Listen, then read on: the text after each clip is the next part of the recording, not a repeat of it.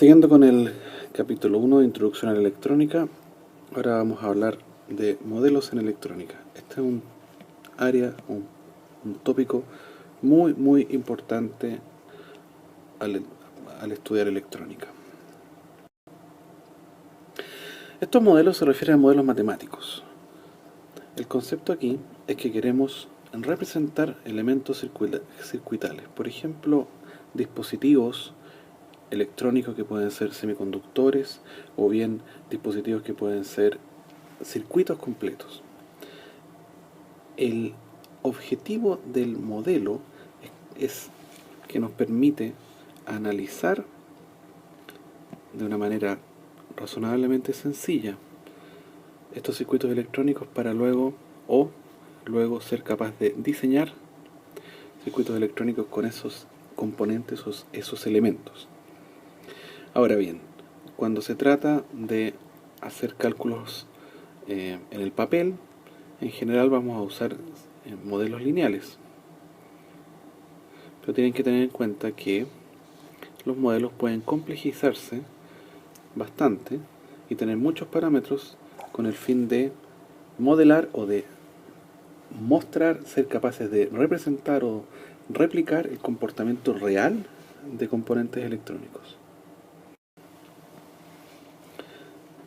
Cuando uno está pensando en diseñar, está pensando en analizar con cálculos a mano o bien con lápiz y papel, en general vamos a usar ecuaciones sencillas, que en muchos casos van a ser lineales o bien no lineales, pero más o menos bien comportadas, como cuadráticas, por ejemplo. Cuando trabajemos en lo que llamamos pequeña señal, en general los modelos van a ser lineales. Aquí esto no salió, aquí debería decir análisis.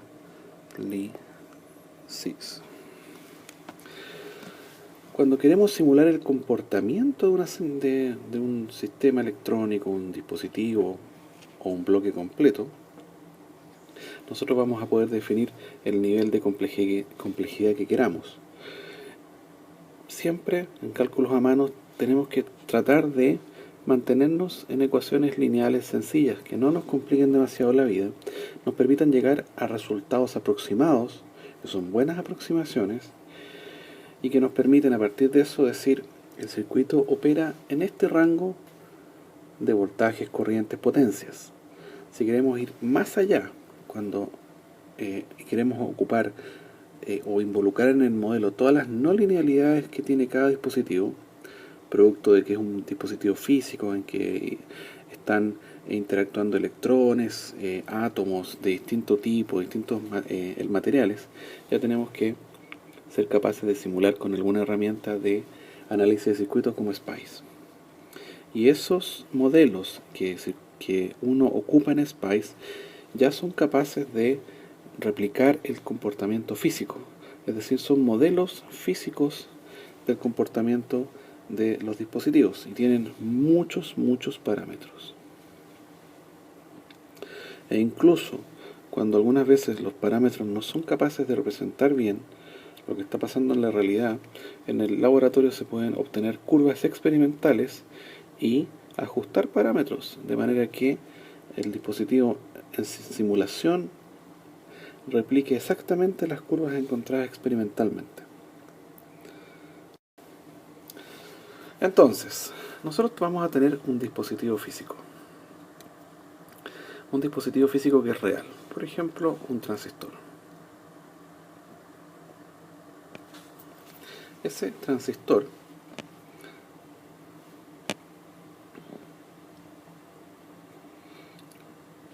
va a ser medido con un instrumento. Imagínense que yo coloco aquí algún tipo de voltímetro y algún tipo de amperímetro. ¿Ya?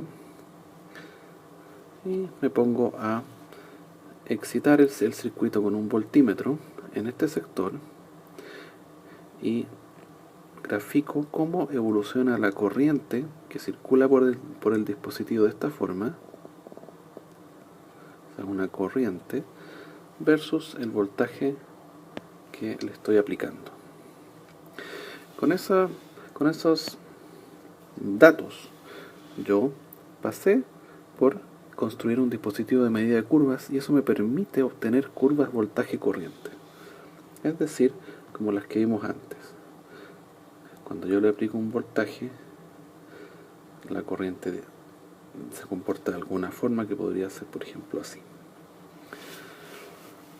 Independiente de ese camino de obtención del modelo o generación de los modelos, yo puedo construir una descripción matemática del modelo basándome en principios físicos, y sobre eso puedo linealizar y encontrar un set de ecuaciones lineales que permita describir el comportamiento del dispositivo en lo que podríamos llamar un primer orden.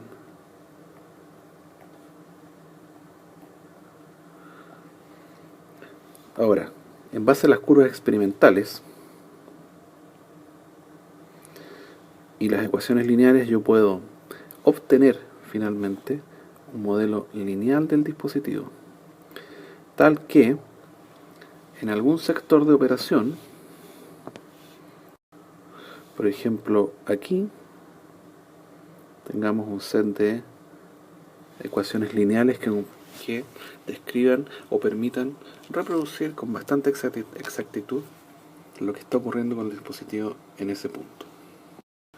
Yendo más allá, veamos los modelos para SPICE. Aquí aprovecho de comentarles que en Seeding pueden encontrar una clase en video de LTSpice, que es el software que usamos en este y otros cursos. Un software gratuito Windows que nos permite usar SPICE en simulación de circuitos electrónicos. La clase está acompañada de unas transparencias que el profesor Agus Leme gentilmente entrega a todos los alumnos de la universidad, y a quien quiera verlo en Vimeo, porque es público. Entonces, cuando ya empezamos a trabajar con SPICE, los modelos se complejizan mucho. No solo se trata de un punto de operación, sino que los modelos de SPICE permiten trabajar con los dispositivos en cualquier punto de operación, en lo que podría llamarse gran señal. Es decir, a través de cientos de parámetros son capaces de replicar el comportamiento real o observado en el laboratorio del dispositivo.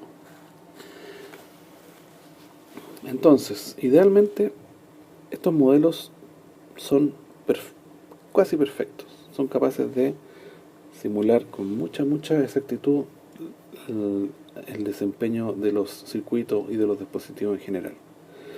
Entonces, cuando uno construye un circuito electrónico en simulación en SPICE, te permiten obtener los puntos de operación, los voltajes, las corrientes, las respuestas transitorias, las respuestas en corriente alterna y en corriente continua, es decir, ver tanto los puntos de polarización como los puntos de trabajo a distintas frecuencias, todo. De esa manera uno puede tener una realimentación para que el diseño electrónico se afine. En general, cuando el circuito es simulado sin errores, el resultado es, como dice aquí, es ley. Es decir, es altamente probable que la mayoría de los parámetros del circuito real van a ser exactamente iguales o muy parecidos a la simulación. Estos son algunos de los modelos más usados para algunos de los componentes de electrónica que vamos a hacer en este curso. Por ejemplo, el modelo BSIM3 para MOSFETs y el modelo HiCam para BJTs. Este es un ejemplo del BSIM3 versión 3.1 que uno de los fabricantes de circuitos integrados al cual nosotros tenemos acceso entrega. Es decir, cada uno de estos nombres de cada parámetro son parte del modelo BSIM3 versión 3.1. Los valores que está tomando cada uno de estos parámetros son entregados por MOSIS. ¿Para qué? Para un cierto tipo de MOSFET que está siendo operado a una cierta temperatura y el circuito o el dispositivo pertenece a una cierta tecnología de fabricación.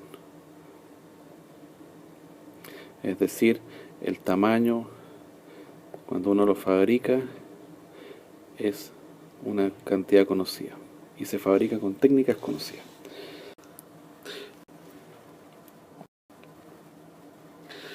Antes de continuar, veamos algunas nomenclaturas que vamos a utilizar durante el curso para definir señales. En general podemos considerar una señal que tiene una componente continua, o también como se ve en el laboratorio lo que se le denomina offset, y que corresponde a ese valor continuo de C que tiene la señal y que va a ser en general escrito con mayúsculas. Sobre él hay un voltaje alterno, en este caso una sinusoide, que se va a escribir con minúsculas y que representa la parte alterna de la señal de interés. Entonces, en general, vamos a tener unas señales que van a tener una componente continua y una componente alterna. Nuestra señal, esto aquí es lo estoy definiendo de esa manera como un voltaje, aunque aquí hay corrientes, pero es lo mismo. En general, nuestro voltaje va a ser entonces un V sub D más un V sub D. Eso es importante cuando hablemos de puntos de polarización que van a definir estos voltajes continuos y pequeña señal que van a definir los voltajes alternos. Entonces, veamos cuáles son los modelos sencillos que usamos cuando estamos en una prueba, estamos en una tarea y tenemos lápiz y papel. Entonces, cuando estamos en esa condición, la idea, el objetivo del cálculo, del análisis y de la utilización del modelo electrónico es simplemente encontrar una primera aproximación a la operación o al desempeño o al comportamiento de un circuito electrónico. Por lo tanto, nos permiten encontrar o lograr un entendimiento profundo del circuito, pero con un error. No podemos confiar en esos cálculos a manos y creer que con ellos vamos a ser capaces de después ir al laboratorio, medir con el multímetro y encontrar exactamente esos puntos de operación. Para que el análisis se vuelva más sencillo, nosotros vamos a linealizar muchos de esos modelos y pasar a operar en lo que se llama pequeña señal. Y de esa manera podemos sofisticar el análisis, pero siempre es una aproximación. ¿Qué es un modelo de pequeña señal? ¿Recuerdan cuando hablábamos de un cierto componente que tiene una curva de operación, voltaje, corriente, que es de esa manera, y de alguna forma nosotros encontrábamos o nos colocábamos, hacíamos que el circuito operara sobre un punto Q y sobre él linealizábamos? Bueno, ese es el punto de operación, que vamos a ver más adelante, también tiene que ver con la polarización. Entonces, asumimos que el comportamiento en torno a ese punto para pequeña señal significa en la práctica que nos vamos a mover muy poco en torno a ese punto y por lo tanto las variaciones del parámetro de salida pueden ser aproximadas como una línea recta. Entonces, en algún momento en nuestro análisis. Y cuando tengamos nuestro modelo de pequeña señal, que no es más que una forma de representar la operación en torno a ese punto Q, vamos a poder utilizar modelos lineales. Y nos vamos a basar en que esas variaciones en torno al punto Q son pequeñas. Pero no es que en la realidad ocurra eso. Simplemente es nuestra herramienta para utilizar modelos más complejos que nos permitan entender el comportamiento en torno a ese punto. En particular muy útil en amplificadores. Entonces, si nuestra función no lineal puede ser representada por una serie de Taylor, simplemente nosotros nos vamos a quedar con la parte lineal. Es decir, la función evaluada en el punto de operación Q, y aquí tenemos nuestra componente DC, y una función lineal que depende de la variable, que podría ser por ejemplo el tiempo, y que representa nuestro voltaje AC. Esa va a ser nuestra representación para el modelo de pequeña señal de nuestro dispositivo de interés, que tiene una operación no lineal que puede ser representada por una serie de Taylor. Por ejemplo, un modelo típico de un transistor, como el que se ve en la figura, esto es un transistor para pequeñas corrientes que tiene un encapsulado TO92. Un encapsulado típico plástico, donde uno puede ver las tres patas del dispositivo, la base, el colector, emisor. Como veremos después en el capítulo, el transistor BJT, como este, un BJT, Bipolar Junction Transistor, funciona mediante una corriente de base que controla el flujo de corriente de colector a emisor. Dispositivo no lineal que está basado en utilizar un semiconductor como silicio con distintos dopajes. El entendimiento profundo de la operación de este dispositivo es en materia del campo de la física aplicada. Sin embargo, para efectos del circuito, uno puede utilizar un modelo de pequeña señal, es decir, en torno a un punto de operación, tal que la base es representada por una impedancia por la cual va a circular una corriente de base igual a la anterior, pero solo en el punto de operación. Y esa corriente de base va a generar un voltaje base emisor que va a servir de parámetro a una fuente de corriente controlada que va a circular en la salida. Como pueden ver, los voltajes son minúsculos, y este es el modelo de pequeña señal típico de un transistor BJT, utilizando circuitos lineales como los que ustedes ya conocen. Podemos representar en el punto de operación la operación del circuito. Aquí viene ahora una receta muy importante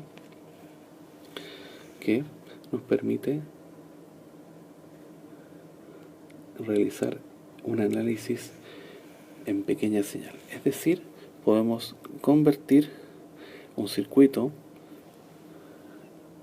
en su equivalente o su modelo para pequeña señal. Y eso nos va a ser muy útil a la hora de analizar amplificadores con transistores. Primero, tienen que determinar los voltajes de nodo y corrientes de rama en el punto de operación DC o Q. Eso es primero, con el circuito real. Después, tienen que utilizar los modelos de pequeña señal para los dispositivos conocidos. Y para eso vamos a estudiar cuáles son los modelos de pequeña señal para los transistores de tipo MOSFET y BJT. Y podría aplicarse para cualquier otro dispositivo al cual uno conoce el modelo de pequeña señal. Para entonces hacer el análisis en pequeña señal, utilizando los modelos de pequeña señal, uno tiene que apagar las fuentes independientes DC. Cuando hay una fuente de voltaje DC independiente, se reemplaza por un cortocircuito. Es decir, las fuentes de voltaje DC se llevan a tierra. Uno tiene una fuente DC, esto lo lleva a tierra. Desaparece la fuente DC en el análisis en pequeña señal. Y equivalentemente, cuando uno tiene una fuente de corriente independiente, es un circuito abierto. Es decir, si uno tiene una fuente de corriente, uno simplemente la saca. Cuando hay circuitos no lineales, entonces se utilizan los modelos de pequeña señal. Y de esa manera uno construye un circuito que solamente tiene componentes lineales, como resistencias, condensadores o capacitores, fuentes de voltaje, fuentes de corriente. Y entonces uno puede analizar el circuito como si fuera lineal. Con eso concluye esta parte de modelos como parte de la introducción del curso.